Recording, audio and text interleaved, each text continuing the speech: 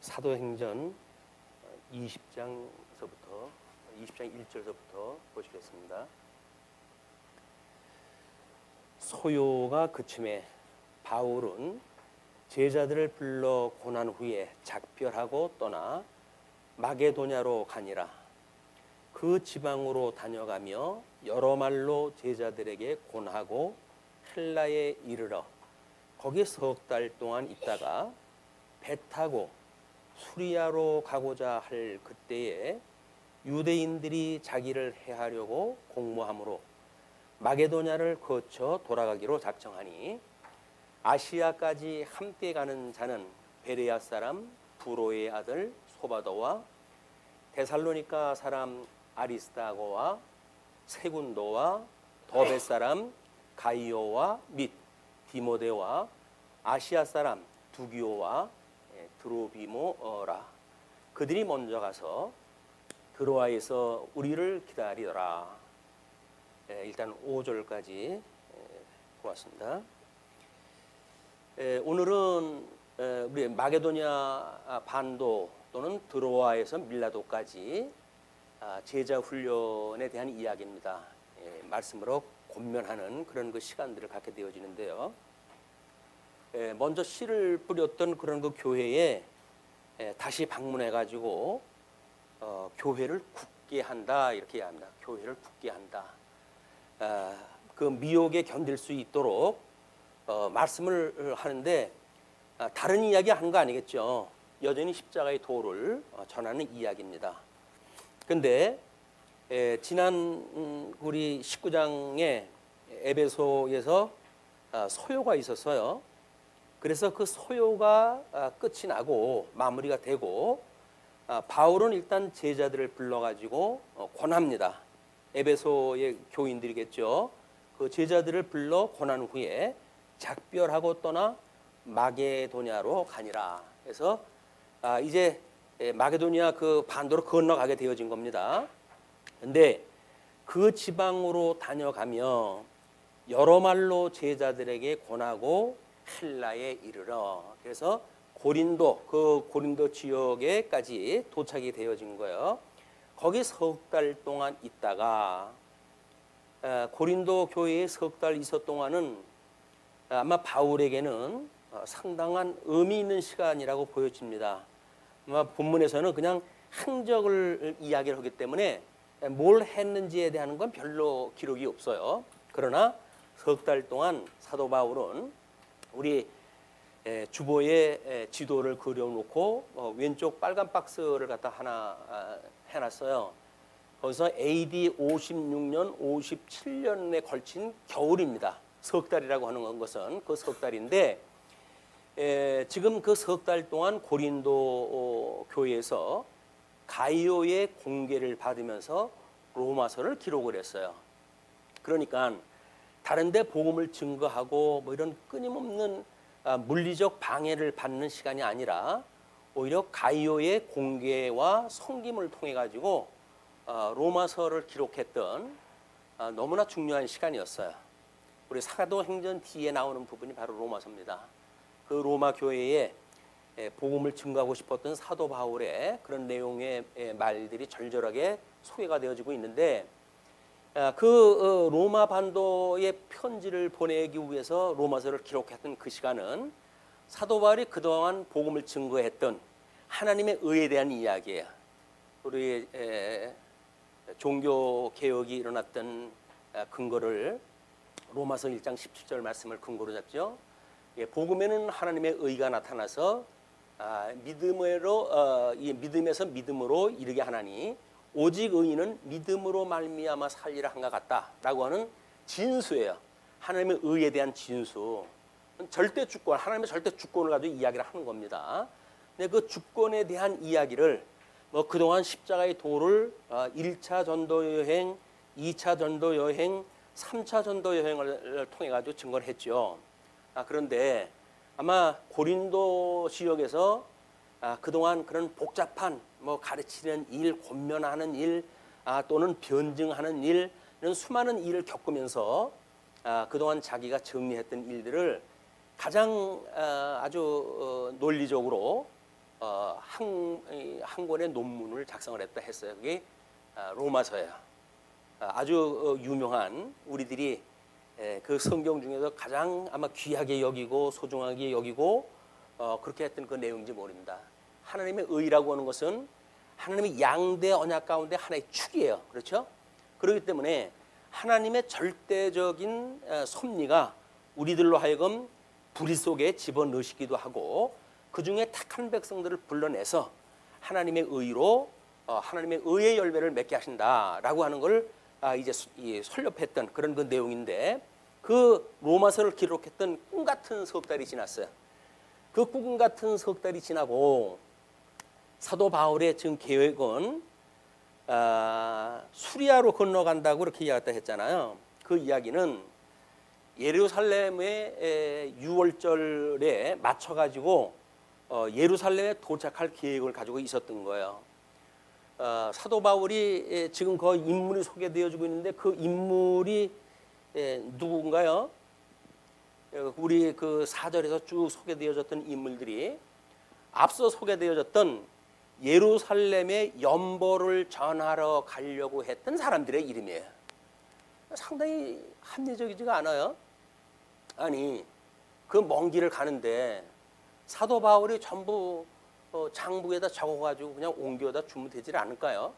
왜 그 각 교회의 대표들을 데리고 그리고 사도 바울은 거기에 손도 대지를 않고 그리고 예루살렘까지 가려고 하는 그런 계획을 세웠던가?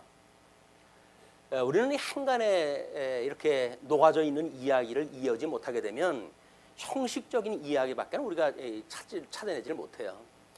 우리가 뭐 늘 교회의 영적 예배에 대한 이야기를 하잖아요.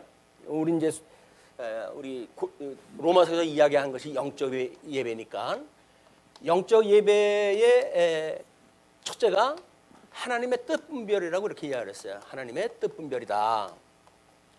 두 번째 분량의 만큼 생각을 갖다 하는 일이라고 이렇게 이야기를 했어요. 그다음에 세 번째가 주신 은사를 실현하는 거라고 이렇게 이야기를 했거든요. 그러면 이 영적 예배가 오늘 우리가 드리는 주일 예배하고는 어떤 관계가 있을까? 이것이 무관한 건 아닐까 아니겠어요? 이것이 중심 의미라고 한다면 주일 예배는 형식을 갖춰가지고 지금 우리가 만들어낸 일들이란 말이에요. 그래서 여기서 뜻분별이라고 하는 것이 강론의 일이에요. 목사가 성경을 강론을 갖다 해가지고 하나님의 기뻐하시고 온전하시고 선하신 뜻이 무엇인가라고 하는 것을 이제 강론을 갖다 하는 것이 예배의 중심으로 지금 차지를 갖다 하고 있죠.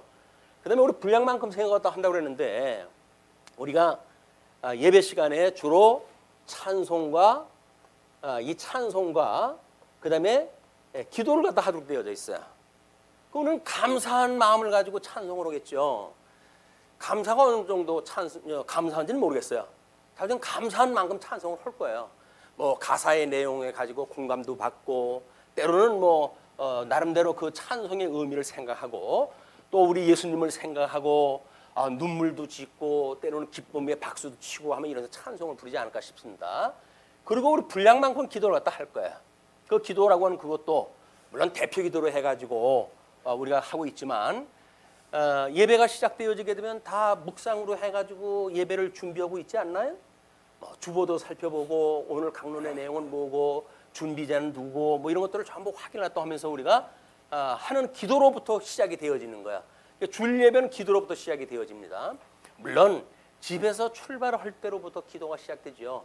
오늘도 시험에 들게 하지 마시고 악에서 구하여 주시옵소서.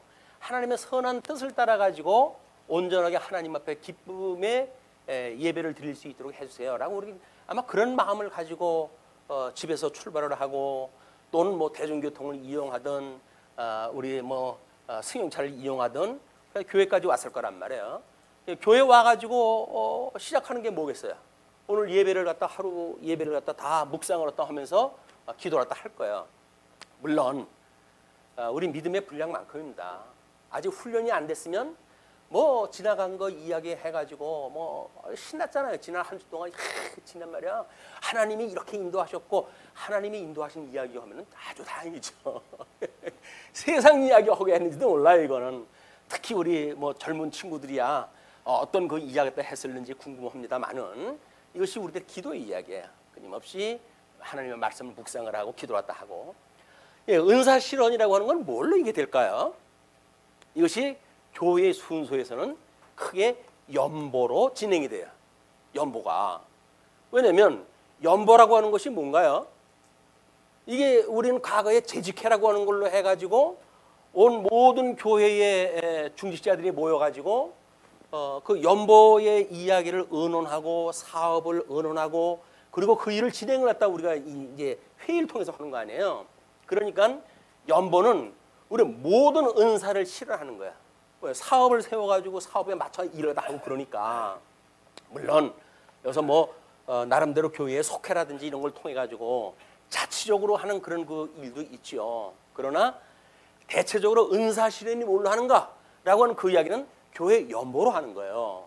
그런데 연보라고 하는 그 이야기는 우리가 원리적으로 해가지고는 연직보의 이야기를 하잖아요. 연직보 그 원리는 사회적인 원리와 마찬가지로 사직생의 원리와 같은 거예요.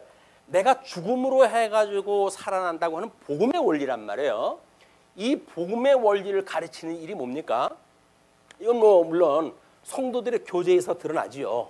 자기 거를 주장하지 않고 끊임없이 하나님의 기뻐하신 뜻이 뭘까라고 하는 걸 논의하고 그거를 따라서 가려고 하는 것이 우리들의 정신이란 말이에요. 그런데 로마 때 이때의 상황은 네로 황제의 초기 상태의 3차 전쟁이 끝나고 이제 그럴 때면 로마 정책으로 인해 가지고 온 교회가 이제 그런 로마의 문화 속에 빠져서 살 수밖에 없는 때예요. 그때 하나님의 뜻을 분별하고 살아간다는 이야기는 만만한 일이 아닙니다. 끊임없이 이거는 자기 희생이 없으면 안 되는 일들이에요. 그거를 좋은 시대를 만나가지고 우리는 연보라고 하는 일로 은사 실현을 하죠. 그런데 유효한 자가 버림으로 해가지고 연약한 자가 보탬을 입는 것이 연직보의 원리라고 했어요. 경제 원리입니다. 경제 원리.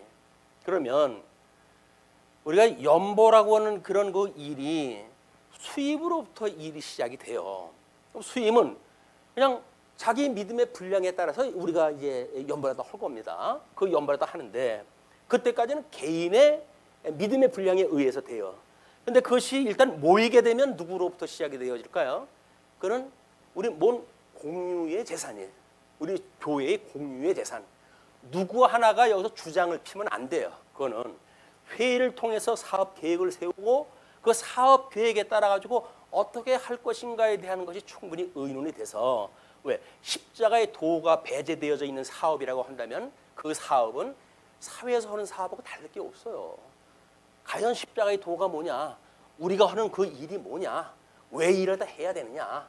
이거 정말 우리가 이 복음을 위해서 해야 되는 일이냐라고 하는데 포커스가 맞춰지질 않으면 우리들이 하는 일은 지금 우리의 문화는 어떤 문화인가요? 이때는 로마 제국의 문화였어요. 요즘 우리 현금의 문화는 어떤 문화일까요? 예, 우리 뭐 포스트 모더니즘이라고 하는 아주 고약스러운 시대에 우리가 살고 있어요. 그래서 모든 질서가 파괴되어진 시대입니다. 어른들도 따로 없어요. 뭐 집안에 우리들 뭐 3대가 모여 살고 그래도 어른이 존중받는 시대가 아니에요. 왜냐면 우리 집사님 기도할 때 그런 기도라도 했어요. 각자 자기 소견 좋은 대로 살아가는 악한 시대이기 때문에 그래요. 세속 문화는 지금 이런 악한 세속에 우리가 살고 있기 때문에 모든 성도가 하나님의 뜻을 분별해가지고 이걸 십자가의 도를 찾는 일에 정진하지 않으면 우리는 허나만한 일들을 하게 돼요. 우리 오늘 아침에 김 집사님 팔뚝을 보니까는 용접불 빛이 뭔지 해가지고 새까맣게 탔어요. 일주일 동안 돈 버느라고 집사님 수고했네요 라고 이야기했더니 잘 듣지 못하는 이야기로 하고 그냥 가졌는데 왜냐면 보청기를 제가 안 가져와가지고 잘 못 들었어요. 근데 다 그래 수고한 돈으로 해가지고 연보하는 거 아닙니까? 소중한 거예요. 연보는. 그게 사사로이 쓰는 일이 아니라니까요. 그래서 이것이 그만큼 우리가 그 땀 흘려가지고 연보한 내용인데 그걸 과연 어떻게 사용할 것인가라고 하는 이야기는 10번 생각하고 20번 생각을 해서 사용하는 것이 교회의 연보다. 그게 아니라고 한다면 아유까지 그뭐 몇 푼 된다고? 몇 푼 안 그래요. 몇 푼이 아니에요. 주님의 몸된 교회의 그 어떤 경제의 원리는 몇 푼어치가 아니라니까요. 거기에는 사랑하는 성도들의 땀이 배어져 있는 거야. 사랑이 배어져 있는 거야.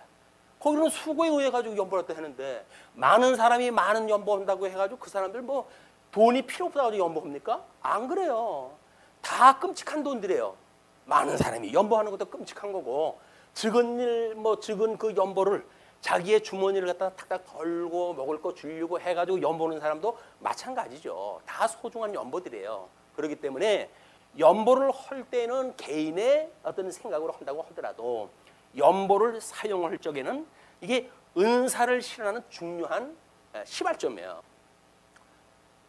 이제 우리가 상권이 분립이 돼가지고 뭐 목양에 따로 있고 또는 집사회에 따로 있고 치양에 따로 있고 하다 보니까는 재직회에 대한 거를 나름대로 뭐 목사가 과거에는 그래도 재직 훈련이 뭐 자주 그 세미나도 하고 그랬지만 요즘 그게 뚝 끊어졌잖아요. 그 이야기는 적어도 우리가 강론을 통해 가지고 하나님의 뜻을 분별하면 십자가의 도, 복음의 정신, 말씀 운동 정신 이것으로 무장되어진다고 하는 대전제예요. 이게 그게 없으면 일일이 하나둘 가르쳐야 돼 이걸. 근데 우리는 그때는 지났다고 생각을 했어요. 저는 그때는 지났기 때문에 이런 그 연보를 통해 가지고 충분히 하나님의 뜻을 실현하는 정말 규모는 적더라고 하더라도 너무 아름다운 교회에 주님의 음사를 실현하는 교회가 되지 않을까 이런 그 기대를 가지고 있습니다. 뭐 되겠죠. 하나님께서 언약하셨던 일인데 왜 안 되겠어요? 그렇게 될 거라고 믿고. 그런데 이런 재직회에서 되어지는 일들 물론 여기 조직으로 본다고 한다면 우리는 봉적치의 원리가 되어질 거야. 이 봉적치 뭐 우리는 권사회도 있고 목양회도 있고 치양회가 있고 그러잖아요. 그럼 그 사람들이 뭘 갖다 하는 겁니까? 자기가 시간 내 가지고 왜 그 섬기는 일을 갖다 할까요? 자기 일을 하면서 살아도 되는데 왜 다른 사람을 섬겨야 될까요? 어린아이들 일찍이 와가지고 교육을 갖다 하고 가르치고 하는 일들을 왜 해야 될까요? 섬기는 일이기 때문에 그러는 거예요. 하나님께서 나한테 섬기는 은사를 주셔서 그걸 실현하는 것이 봉주치의 원리란 말이에요. 근데 그것도 만약에 무시되어진다고 한다면 그럼 교회 체제 다 무너져 버리는 거야. 이런 체제도 무너져 버리고 연죽보라는 경제 원리 다 무너져 버리고 사직생이라고 하는 복음의 원리, 성도의 교제의 원리 다 무너져 버리고 그럼 교회라고 하는 거는 빈 껍데기만 남아요. 그것이 이 주일 예배에 드리는 원리와 그동안 영적 예배하고 과연 어떤 유관관계가 있는지 이런 걸 깊이 생각해 볼 필요가 있습니다. 왜냐하면 사도 바울이 거기에 자기가 손을 안 대요. 그리고 그 사람들 각 교회의 대표들을 통해 가지고 대동을 해가지고 교회 이제 예루살렘까지 가겠다는 거예요. 물론 예루살렘까지 가서 그동안 예루살렘 교회와 어떤 교제를 나눈다든지 하는 부수적인 어떤 사직생의 원리를 소개하고 교제를 나누는 이런 그 일도 있을 수 있겠죠.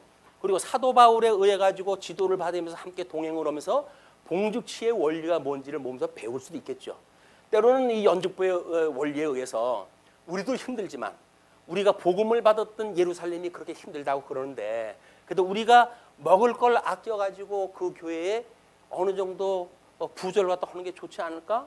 이런 마음을 가지고 이 사람들이 한 푼, 두 푼 모아가지고 이게 생긴 돈이란 말이에요. 그 돈을 가지고 가기 때문에 사도 바울은 십중 그에 관심을 갖고 이런 총체적인 원리를 가지고 지금 대동을 하고 있는 거예요. 근데 어디에도 그런 이야기가 없어요. 성경을 읽고 성경 이야기를 하지 왜 성경에 없는 이야기를 할까? 근데 이거는 우리 사도행전이라고 하는 그 이야기는 통시적인 관점으로 지금 기록을 했다고 그러지 않았어요? 그런데 이런 숨겨져 있는 일들은 이런 통시적인 사도행전을 배경으로 해가지고 공시적으로 소개되어진 서신서, 그 서신서의 내용에 이런 원리들이 다 있단 말이에요. 그러니까 통시적인 관점에서 우리가 성경을 이해한다고 하더라도 이런 공시적인 입장에서 어떻게 이런 원리, 예배의 원리 이런 걸 소개했는가라고 하는 내용을 보는 이 일은 매우 중요해요. 이게 통합적 사고에서 나오는 겁니다. 그냥 길이 방향으로 보면 길이 방향만 보고 그리고 어떤 서신서 하는 내용 보면 서신서 하는 내용만 보고 그렇게 되어져 가지고 우리는 이런 걸 하나로 조직적으로 이해를 못해요. 이게 조직적으로 이해를 못하게 되면 힘들게 되어지는 겁니다. 와, 그게 까다롭냐? 뭐. 그 일이 뭐 그렇게 힘드냐? 이렇게 이야기를 해요. 그런데 여기서 애써가지고 힘들게 이루지 않으면 우리들의 수고가 뭐란 말입니까? 그걸 하려고 모인 거 아닌가요? 사도 바울의 이런 교육에 우리가 이런 연보의 정신에 아마 언제 또 이런 연보에 대한 강의를 갖다 하는지 몰라요.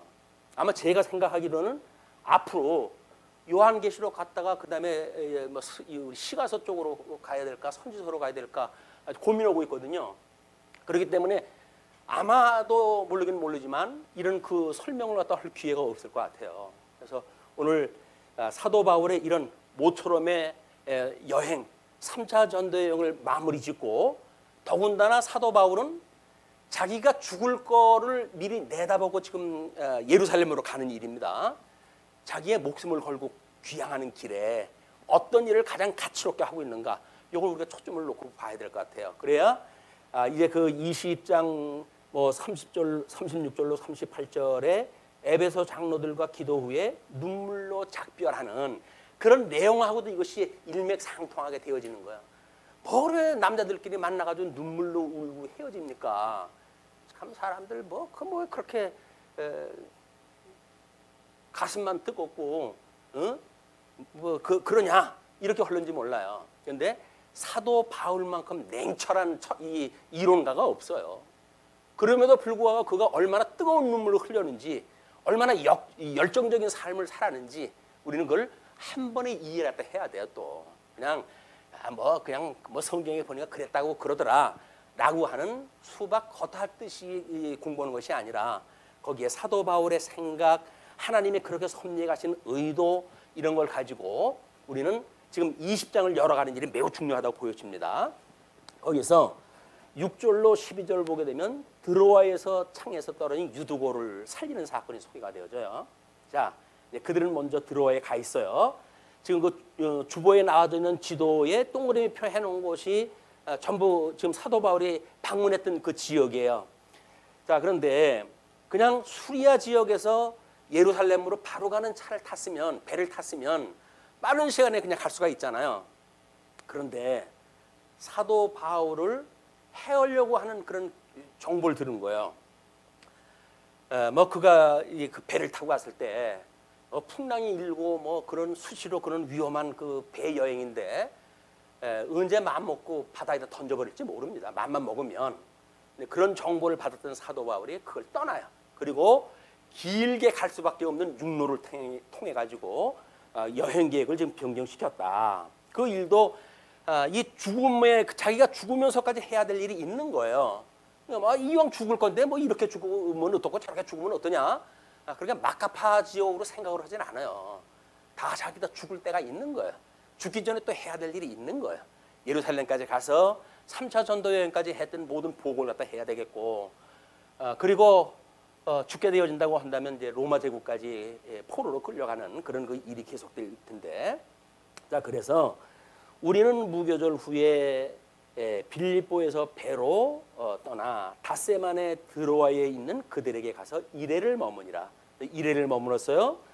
그리고 7절 그 주간의 첫날에 우리가 떡을 떼려 하여 모였더니 바울이 이튿날 떠나고자 하여 그들에게 강론할세 말을 밤중까지 계속하며 사도 바울이 마지막이라고 생각을 하니까 요즘 제가 강론이 자꾸 길어져도 저도 고민입니다. 끝날 때가 됐나 왜 이렇게 말이 많아질까. 조금이라도 더 좀 제가 그래도 연구하고 깨달은 바를 소개를 해드리고 싶은 마음 때문에 그러니까 용서하시기 바랍니다. 어쨌거나 저는 그래요. 근데 이 그들에게 강론할 때 말을 밤중까지 계속을 하는 거예요. 우리가 모인 윗다락에 등불을 많이 켰는데 이때는 이제 그런 회집할 수 있는 장소가 다락방이라고 그러지 않았어요. 거기에 등불을 많이 켜고 야간 특별 세미나가 이제 벌어졌어요. 그런데 유도고라 하는 청년이 창에 걸터 앉아 있다가 깊이 졸더니 바울이 강론하기를 더 오래 하며 졸음을 이기지 못하여 3층에서 떨어지거늘 일으켜보니 죽었는지라. 자, 여기서 이야기는 지금 누가가 졸았다고 하는 걸 강조하기 위해서 이를 썼을까요? 잘못 이해를 하게 되면 엉뚱한 사람한테 자꾸 일을 갖다 하는 거예요. 그 일이 아니라니까요, 하는 이야기는. 이런 한간의 이야기를 우리가 잘못 오해하게 되면 봐, 졸지 말라 그러잖아. 졸면 죽어. 라고 하는 걸 받아들이는 거예요. 아니, 사도 바울이 지금 졸면 죽는다고 하는 거 그걸 이야기하겠어요? 이런 중요한 의미를 갖다 이야기했고 십자가의 도를 이야기를 했건만 금방 잊어버리잖아요. 통시적으로 가게 되면 금방 잊어버려요. 그 사건 속에 빠져버리게 되면. 그런 내용 한번 보십시다. 그랬는데 이때의 노동자들이 노동을 하는 시간은 주 50시간 이 시간이라든지 현대의 노동하고는 전혀 달라요.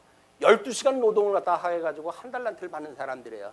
그래야 온 집안 식구들이 먹고 살 수 있을 만큼 돈을 받는 사람들이거든요. 그러니까 이 젊은 친구도 그냥 놀고 먹는 사람 백수는 아닐 거예요. 그러니까 얼마나 땀 흘려가지고 이러고 하루 종일 수고를 했다 했겠어요. 더군다나 그때는 농경사회입니다. 그러니까 엄청난 육체 노동을 갖다 하고 피곤할 대로 피곤해져 있는 상태예요. 그럼에도 불구하고 사도 바울이 이 강론에 동참을 했다고 하는 그 이야기가 하나님께서 그 중심을 보지 않으셨을까? 저는 그런 생각이 들어요. 그렇지 않아요?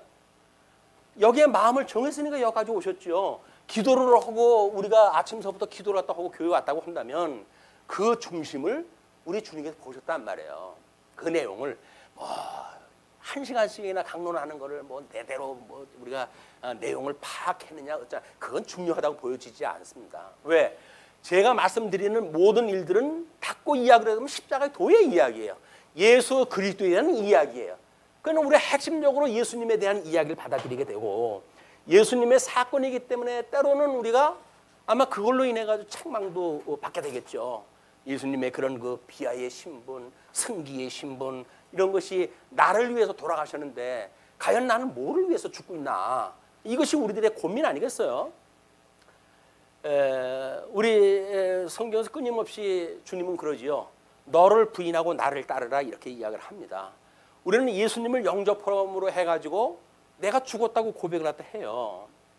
근데 시편 뭐 이번에 그 말씀에 대한 주제를 어떤 걸로 소개를 했다 해드릴까 하다가 말씀은 7번 연단한 도가니의 은 같다 이렇게 이야기를 해요.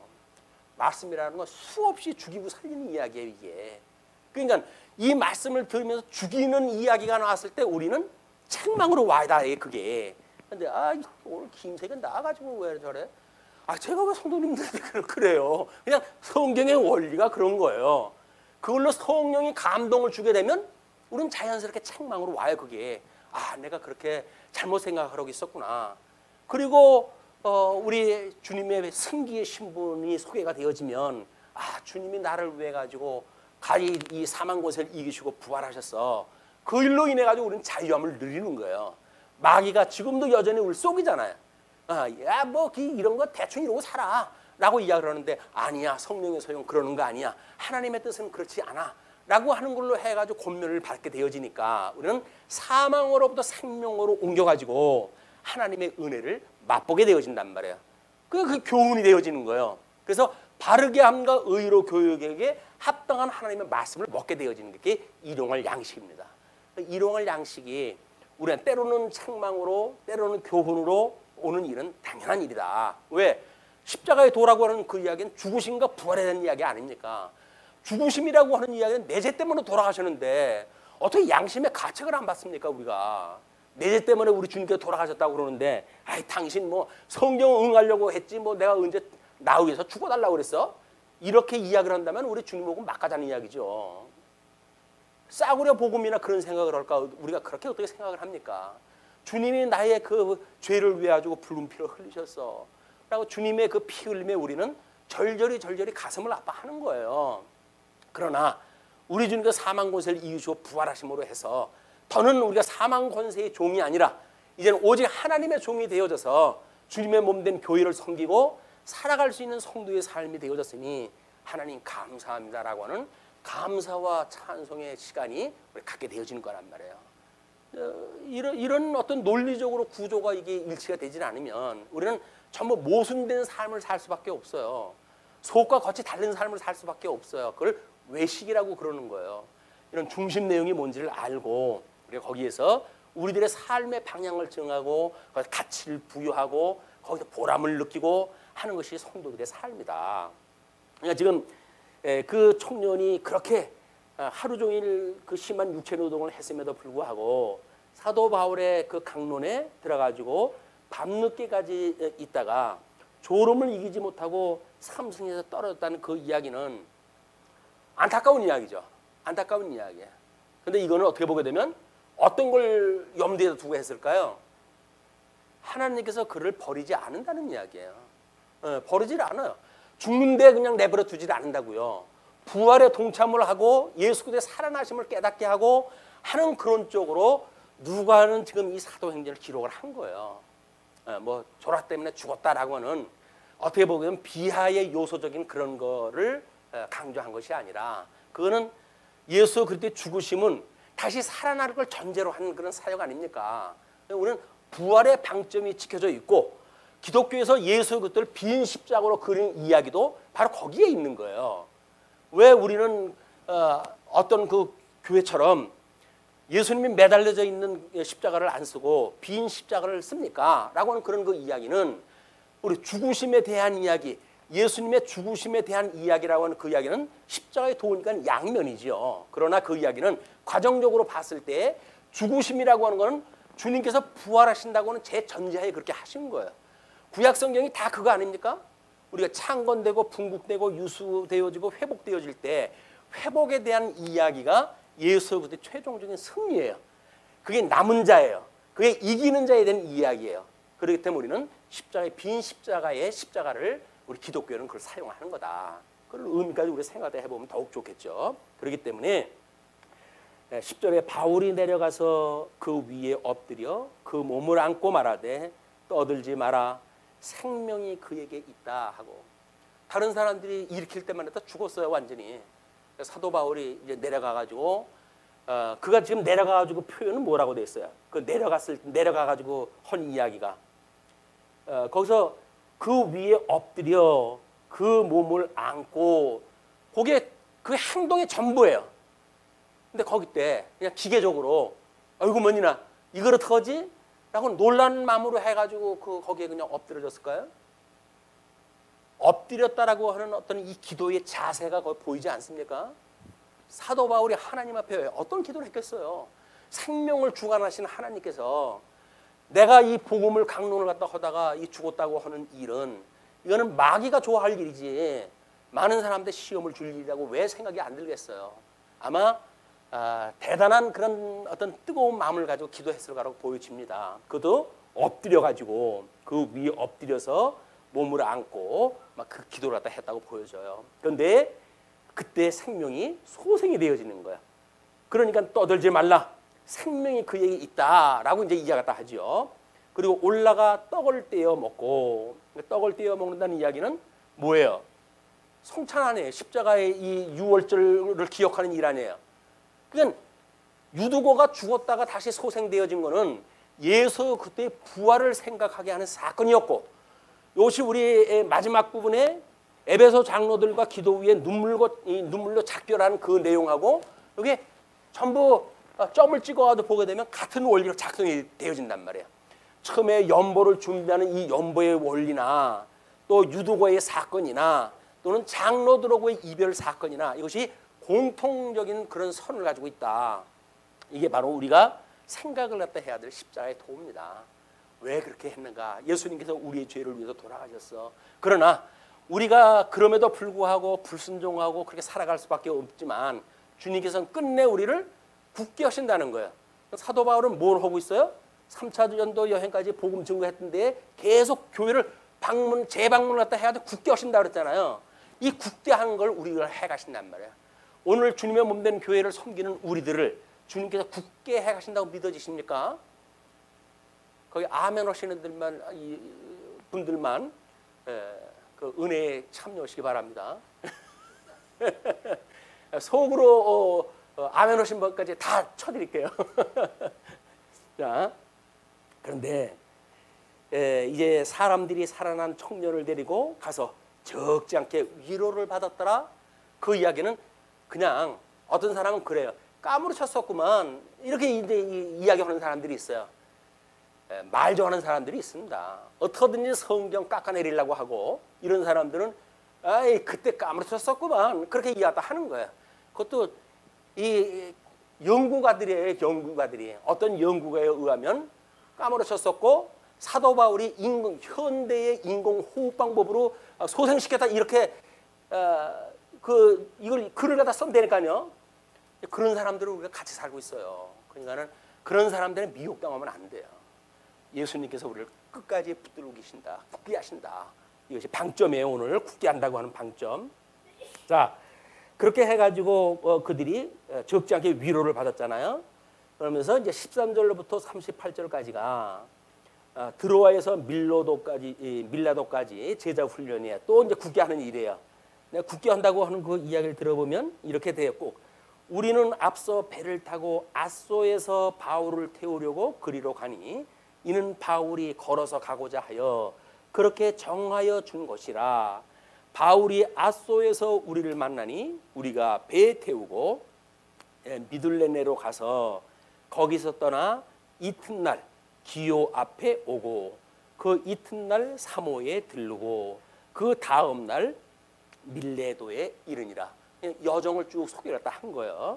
그러니까 급행으로 갈 거를 살인 계획 때문에 지금 완행 여행을 하게 되어진 거예요. 바울이 16절 바울이 아시아에서 지체하지 않기 위하여 에베소를 지나 배 타고 가기로 작정하였으니 이는 될 수 있는 대로 오순절 안에 예루살렘에 이르려고 급히 가미르라. 6월절은 늦었다. 이제 오순절이라도 우리가 지켜가지고 가야 되겠다. 아마 이렇게 계획이 바뀌었던 것 같아요. 그래서 17절부터 35절까지 밀레도에서 에베소 장로들을 청하여 권면하다 합니다. 바울이 밀레도에서 사람을 에베소로 보내어 교회 장로들을 청하니 아니 뭐 굳이 밀레도까지 내려왔다가 다시 저 위에 있는 에베소에 있는 장로들을 청할 이유가 뭐예요? 20장 우리가 시작을 하면서 뭐라 그랬어요?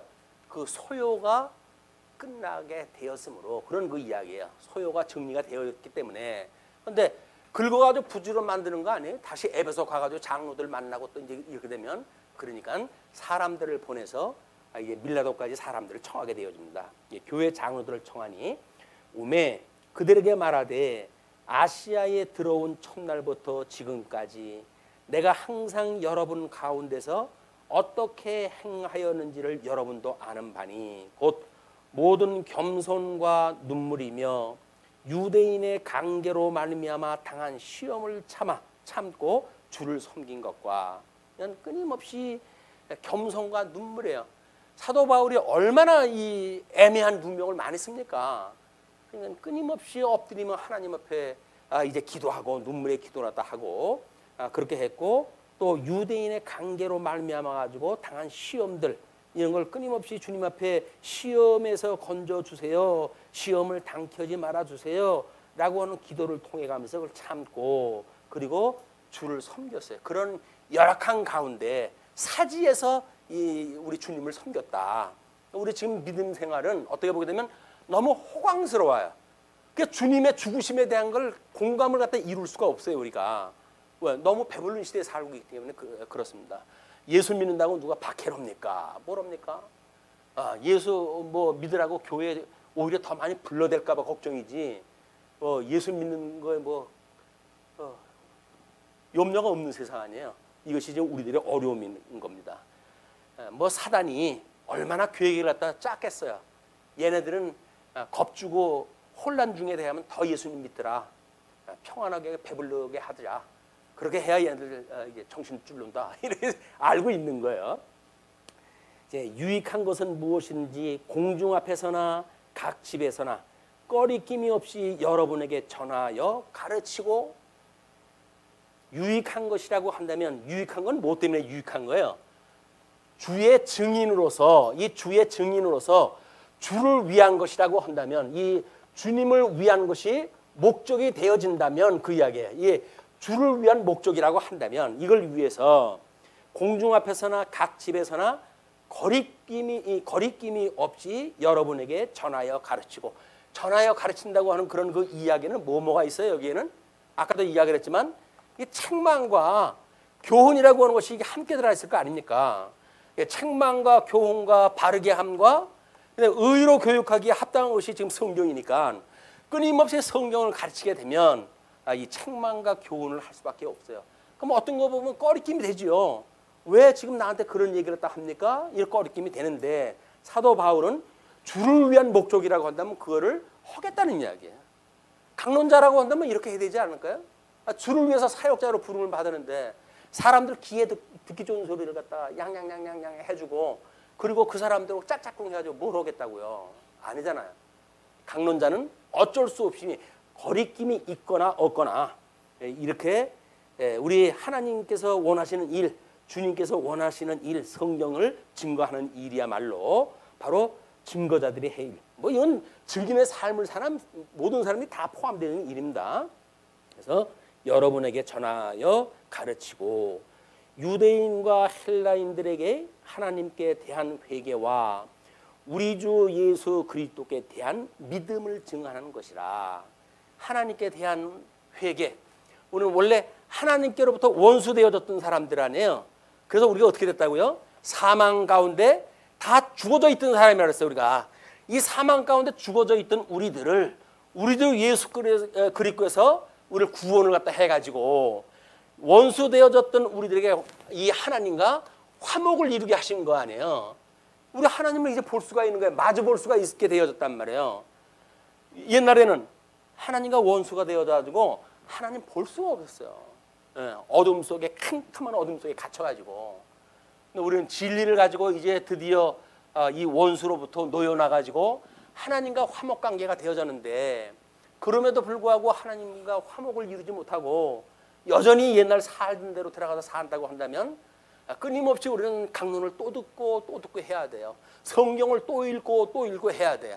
그래서 우리가 진정 화목을 이뤘던 이 기쁨이 얼마나 큰 건지 여기서 이 감사가 얼마나 이것이 대단한 건지 끊임없이 쉬지 않고 기도해야 될 내용이 뭔지 이거를 우리가 항상 기뻐하고 범사에 감사하고 쉬지 말고 기도하라는 이야기로 데살로니가 교인들한테도 그걸 권면하다 하고 하는 거예요. 왜? 우리 주님께서 우리를 불러내셨던 이 은혜니까.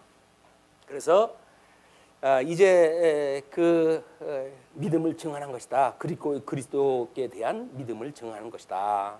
보라, 이제 나는 성령에 매여 예루살렘으로 가는데 거기서 무슨 일을 당할는지 알지 못하노라. 지금 뭐 3차 전도 여행까지 하면서 유대인들한테 밑보인 게 꽤나 많잖아요. 가게 되면 분명히 뭐 나를 죽이려고 매복을 갖다 했는 자들도 있을 것이고 내가 아마 장렬하게 전사를 갖다 할지도 모르겠다.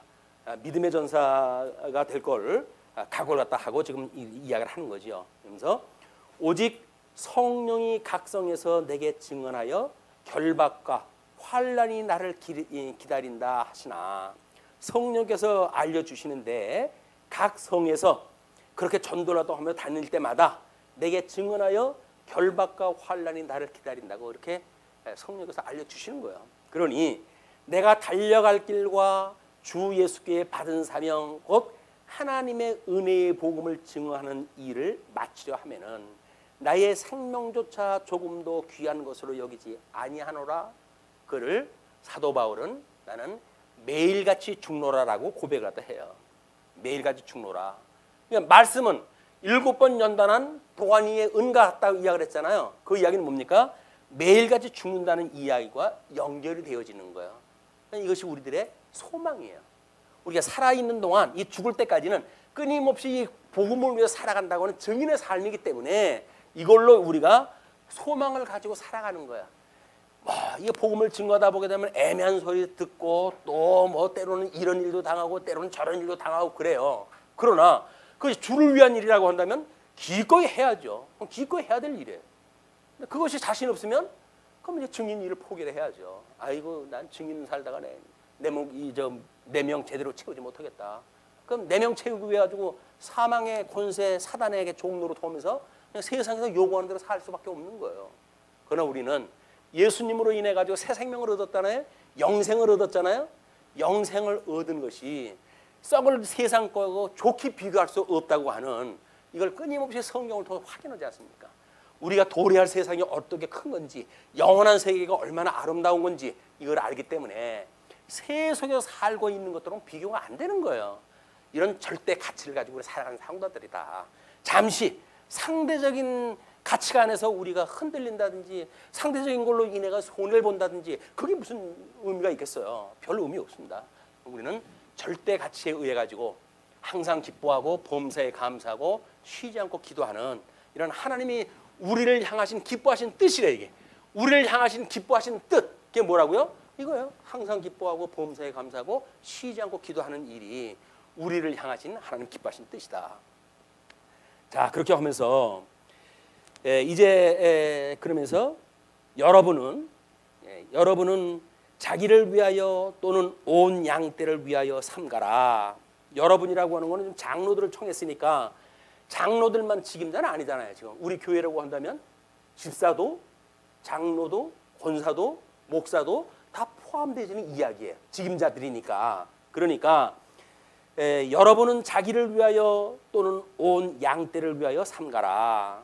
성령이 그들 가운데 여러분을 감독자로 삼고 하나님이 자기 피로 사신 교회를 보살피게 하셨느니라. 이게 보살피는 일이 우리들의 이런 교회의 모든 생활이라고요. 보살피는 거예요. 어떤 성도의 어려움이 없는지 이런 걸 보살피는 거예요. 어떤 분이 어떤 어려움 속에 연보를 갖다 했는지 돌아보는 일이에요. 어떤 분이 이런 연보를 갖다 하면서 끼니를 갖다 걸렀는지 우리가 돌아보는 일이에요. 그런 것이 없이 그냥 회계상으로만 이런 청일을 갖다 해버리고 그러면 세상 장도 정리하는 거 다를 거 아무것도 없죠. 그래서 우리는 치양에도 필요하고 목양에도 필요하고 그런 거예요. 치양회가 끊임없이 돌아보면서 어떤 어려움이 있는지 그런 걸 보고 만약에 이쪽에서 어려움이 있다고 하더라도 이쪽으로 우리 소망을 주는 일로 만약에 승리한다고 한다면 천만다행이죠. 그러나 그게 안 된다고 한다면 끊임없이 기도할 수밖에 없어요. 왜? 아직 때가 안 됐거나 믿음이 연약해서 그러니까 기도하고 또 기도하고 그럴 수밖에 없다. 자, 그래서 이제 그 또한 여러분 중에서도 제자들을 끌어 자기를 따르게 하려고 어그러진 말을 하는 사람들이 일어날 줄을 내가 아노라. 사도 바울이 이런 거를 일어날 걸 알고 이야기한다는 건 참 죽을 맛입니다. 사도 바울이 3년을 가르쳤잖아요. 그 3년을 이 두란노 서원에서 가르치고 그랬어요. 그런데도 불구하고 분명히 너희들은 조금 지나면 네 사람 만들려고들 그럴 거야. 파당을 짓고 결국은 너희들이 그 짓을 할 거 내가 알아. 아는데도 불구하고 이 이야기를 하는 거야. 사도 바울의 심정이 이해 가십니까? 그럴 줄 아는 그런 사람들 앞에서 이거를 하나님이 이렇게 해가신다, 이렇게 해가신다고 하는 거를 소개하는 일은 예수님은 안 그랬나요? 자기를 대적하는 자를 다 뻔히 알면서 십자가에 매달리니까 하나님의 아들이라면 왜 내려와 보지? 그 조롱을 갖다가 다 듣고 예수님이 십자가에 돌아가시잖아요. 증인이 하는 일이 어쩔 수 없이. 그래서 우리가 이 사역자라고 하는 그 이야기는 누구한테 대전받기 위해서 우리 살아갈 수가 없어요. 끊임없이 우리는 그냥 하나님 앞에 살아가는 것 마음으로 살아갈 수밖에 없어요. 누가 알아주든 알아주지 않든 그렇게 살아가는 일이야말로 하나님께서 원하신 기뻐하신 뜻이다. 세상하고 다른 게 그거예요. 세상은 모든 일을 갖다 하게 되면 자꾸 공치사를 갖다 해야 되잖아요. 내가 이걸 했잖아, 내가 이걸 했잖아 하고 드러내야 되잖아요.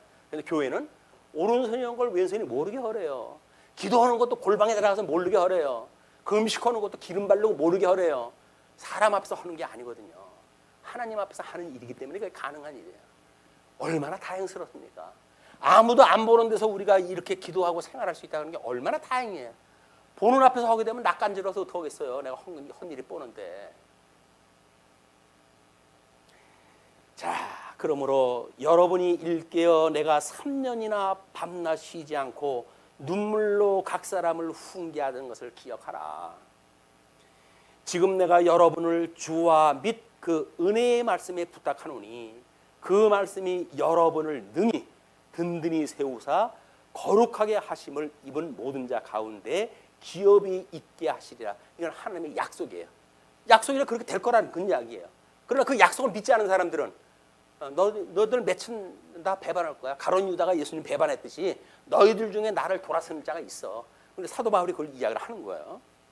내가 아무의 은이나 금이나 의복을 탐하지 아니하였고, 사도 바울은 그런 걸 탐하지 않았어요. 야, 내가 이걸 하는데 너 이렇게밖에 좀 못해주냐? 내가 그래도 주의 일 갔다 하는데 너 그렇게밖에 못해주냐? 이런 이야기 안 했어요. 그냥 여건 되어지는 대로. 심지어 뭐 우리 고린도 교회에서는 우리 보통은 성도님들이 좋아하는 자비랑까지 하고 그러지 않았습니까? 형편이 안 되면 그러고 사는 거예요, 그게.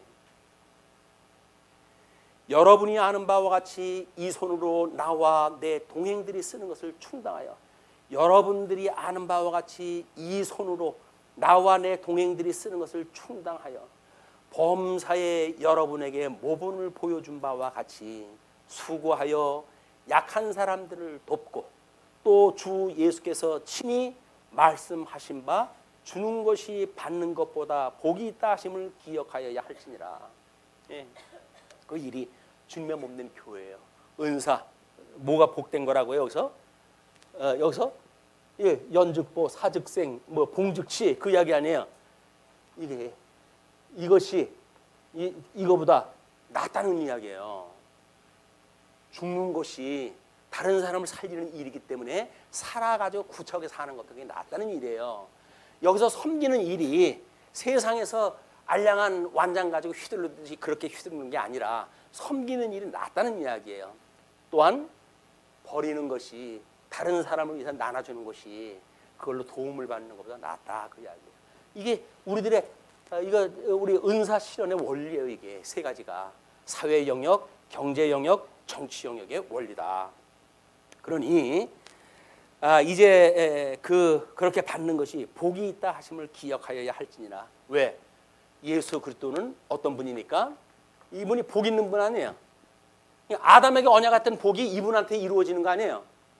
첫째 아담에게 그 상실되어졌던 복이 누구를 통해서 이루어진다고요? 복 있는 예수 그리스도를 통해서 이루어지는 거예요. 그래서 마태복음의 8복이 이분에 대한 이야기란 말이에요. 그것이 나중에 요한계시록에 가게 되면 이기는 자에 의해 가지고 복이 연결이 되어져요. 예수님은 우리 한 몸이 되어져서 하나님 앞에 화목을 이루고 살아가는 성도들이 얼마나 복이 있는지, 세상에서 이야기하고 있는 복하고 개념이 달라요. 그 벽을 우리가 바라보고, 그 심령이 가난한 자가 복이 있다고 그러는데 뭐 이 팔복에서 이야기하는 거 보면 너무 처참한 거 아닙니까?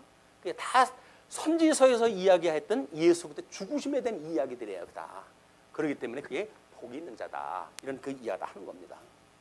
그리고 이제 끝으로 가시게 되면 36절로 8절 에베소 장로들과 기도 후에 눈물로 작별하는 내용이 소개가 되어집니다. 이 말을 한 후 무릎을 꿇고 그 모든 사람들과 함께 기도하니,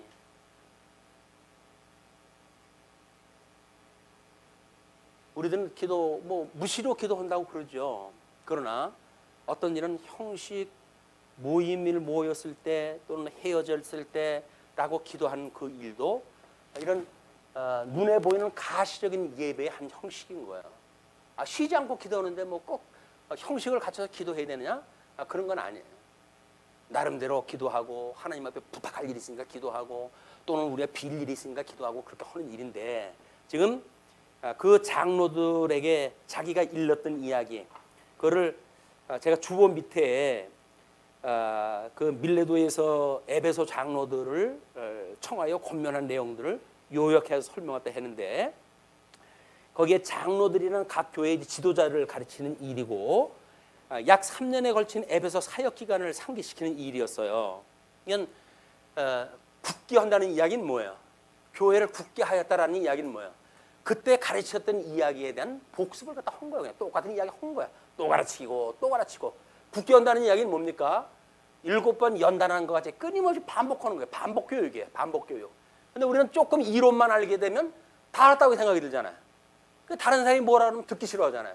나도 알아. 우리가 흔히 하는 얘기로 뭐예요? 흔히 하는 얘기로 아는 사람이 그래 그러잖아요. 아는 사람이 그래. 안다고 한다면 그러질 못하지요. 알지 못하는 거예요 우리가.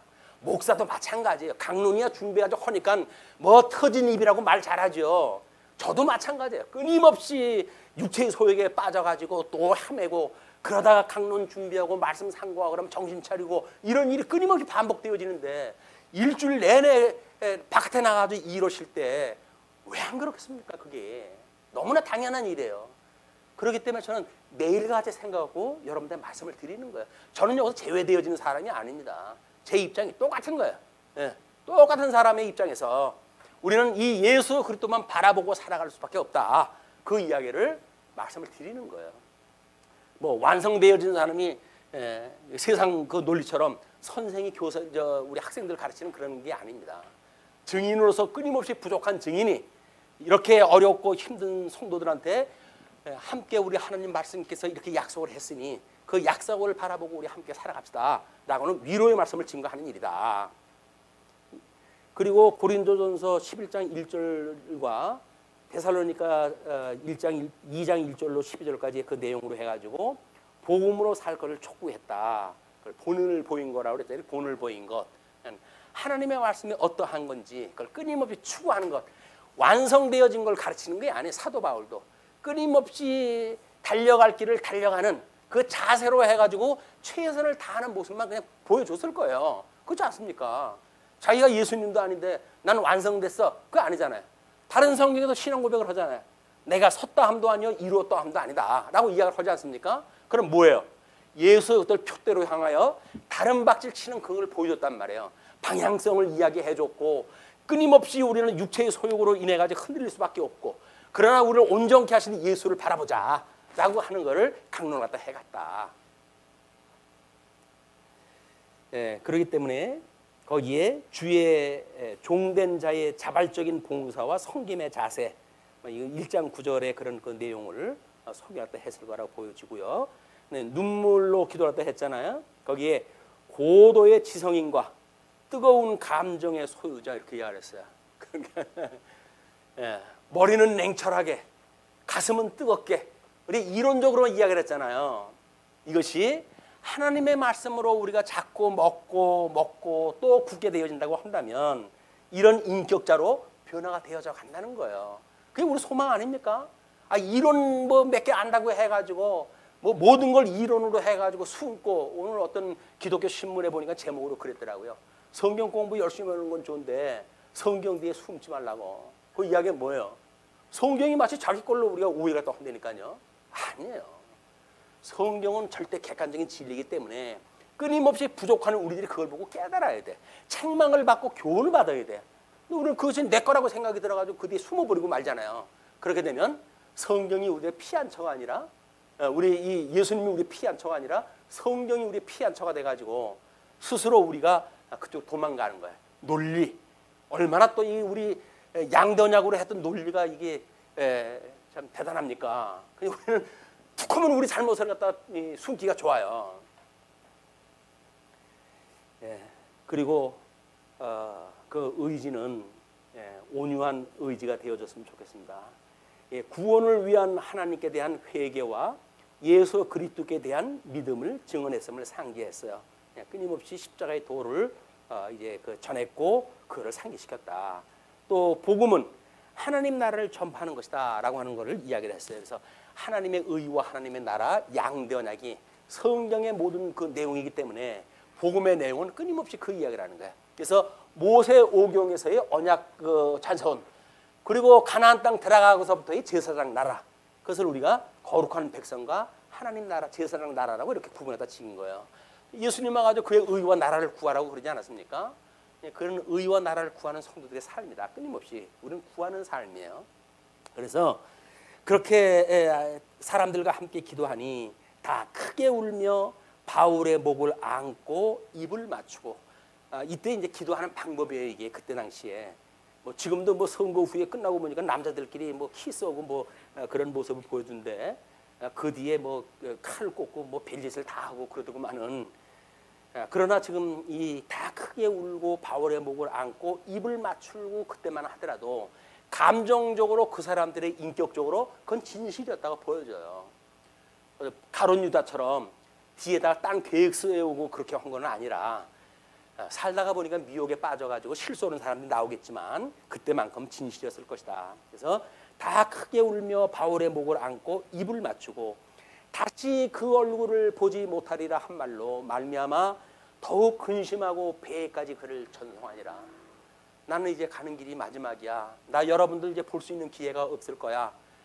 왜? 예루살렘에 가서 죽든지 아니면 이제 뭐 로마까지 고소하다 한다면 로마에 가서 죽을는지 이미 죽을 거라고 생각을 했어요. 사도 바울은. 그래가지고 에베소 교회 이 장로님들한테 인격적으로 유언을 하다 합니다. 유언만큼 진솔한 게 없잖아요. 죽음을 앞두고 하는 말만큼 진솔한 게 어디 있겠어요. 세상의 거 다 잊어버리고 내가 진심으로 해야지 너한테 유언 얻다 남긴다라고 하면 평생 불효자로 살았어도 유언만큼은 귀를 기울여야지. 유언 지 맘대로 안 해준다고 해가지고 또 난장을 하다 벌리고 이런 말세이고 우리가 살고 있습니다.